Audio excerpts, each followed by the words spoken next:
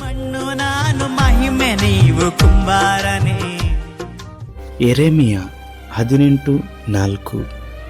ಆ ಕುಂಬಾರನು ಜೇಡಿ ಮಣ್ಣಿನಿಂದ ಮಾಡುತ್ತಿದ್ದ ಪಾತ್ರೆಯು ಅವನ ಕೈಯಲ್ಲಿ ಕೆಟ್ಟು ಹೋಗಲು ಪುನಃ ತನಗೆ ಸರಿ ತೋಚಿದ ಹಾಗೆ ಅದನ್ನು ಹೊಸ ಪಾತ್ರೆಯನ್ನಾಗಿ ಮಾಡಿದನು. ಪ್ರಿಯರೇ, ಈ ದಿನದಲ್ಲಿ ನಮ್ಮ ಜೀವಿತದಲ್ಲಿ ಪ್ರತಿಯೊಂದು ನಡಿಗೆಯಲ್ಲೂ ಸಹ ಒಂದಲ್ಲ ಒಂದು ವ್ಯತ್ಯಾಸಕರವಾದಂಥ ಕಾರ್ಯಗಳನ್ನು ನಾವು ನೋಡುತ್ತೇವೆ. ಕೆಲವೊಂದು ಸಮಯದಲ್ಲಿ ಕಣ್ಣೀರು, ಕೆಲವೊಂದು ಸಮಯದಲ್ಲಿ ಸಂತೋಷ, ಕೆಲವೊಂದು ಸಮಯದಲ್ಲಿ ಸೋಲು, ಮತ್ತೊಂದು ಸಮಯದಲ್ಲಿ ಜಯ.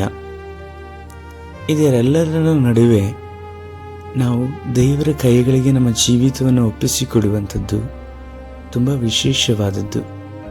ಯಾಕಂದರೆ ದೇವರ ವಾಕ್ಯ ಹೇಳ್ತಾ ಇದೆ, ನಾವು ಹೇಗೆ ಇದ್ದರೂ ಸಹ ಅವರು ಸ್ವೀಕರಿಸಲಿಕ್ಕೆ ಶಕ್ತನು. ನಮ್ಮನ್ನು ಅವರು ರೂಪಿಸುವವರಾಗಿ ಇದ್ದಾರೆ. ದೇವರಿಗೆ ತಕ್ಕ ಹಾಗೆ ನಮ್ಮ ಜೀವಿತ ರೂಪಿತವಾಗಬೇಕಾದರೆ ನಾವು ದೇವರ ಕರಗಳಿಗೆ ಹೋಗಬೇಕು, ದೇವರ ಸಮೀಪಕ್ಕೆ ಹೋಗಬೇಕು.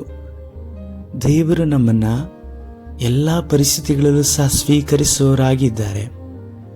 ನಾವು ಎಂಥವರಾಗಿದ್ದರೂ ಸಹ ನಾವು ದೇವರನ್ನ ಅಪ್ಪ, ತಂದೆ ಎಂಬುದಾಗಿ ಕರೆಯುವಾಗ ಅವರು ನಮ್ಮನ್ನು ಸ್ವೀಕರಿಸ್ತಾರೆ, ನಮ್ಮ ಜೀವಿತವನ್ನು ಬದಲಾಯಿಸ್ತಾರೆ.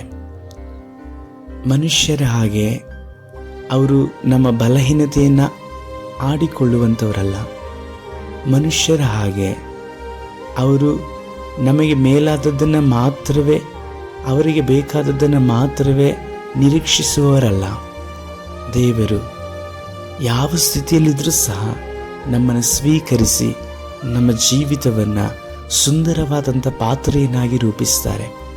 ಆ ಪಾತ್ರೆಯಲ್ಲಿ ಅನೇಕ ಪವಿತ್ರಾತ್ಮನ ಫಲಗಳನ್ನು, ಅನೇಕ ವರಗಳನ್ನು ಕರ್ತನಿಗೋಸ್ಕರವಾಗಿ ನಾವು ಕೊಡಲ್ಪಟ್ಟು, ತಳ್ಳಲ್ಪಟ್ಟ ಜನಗಳ ಮುಂದೆ, ಹೀಯಾಳಿಸಲ್ಪಟ್ಟವರ ಮುಂದೆ ಮಾತ್ರವಲ್ಲದೆ ಅವಮಾನವಾದಂಥ ಸ್ಥಳದಲ್ಲೂ ಸಹ ಮಾನವನ್ನು ಕೊಟ್ಟು ನಡೆಸಲಿಕ್ಕೆ ಕರ್ತನು ಸಿದ್ಧವಾಗಿದ್ದಾರೆ.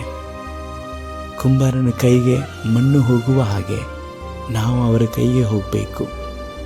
ಆಗ ಅವರು ನಮ್ಮನ್ನು ರೂಪಿಸ್ತಾರೆ. ಅವರು ಎಷ್ಟು ಒಳ್ಳೆಯ ಶಿಲ್ಪಿ. ನಮ್ಮ ಜೀವಿತವನ್ನು ಎಂಥ ಪರಿಸ್ಥಿತಿಯಲ್ಲಿದ್ದರು, ನಾವು ಎಷ್ಟೇ ಅಂಕುಡೊಂಕಾದಂತಹ ರೀತಿಯಲ್ಲಿದ್ದರೂ ಅವರು ಸರಿ ಮಾಡಲಿಕ್ಕೆ ಶಕ್ತನು. ಕರ್ತನಿ ಮುಖಾಂತರವಾಗಿ ನಿಮ್ಮನ್ನು ಆಶೀರ್ವದಿಸ್ತಾರೆ. ಯೇಸು ಕರ್ತನಲ್ಲಿ ಆಮೇನ್.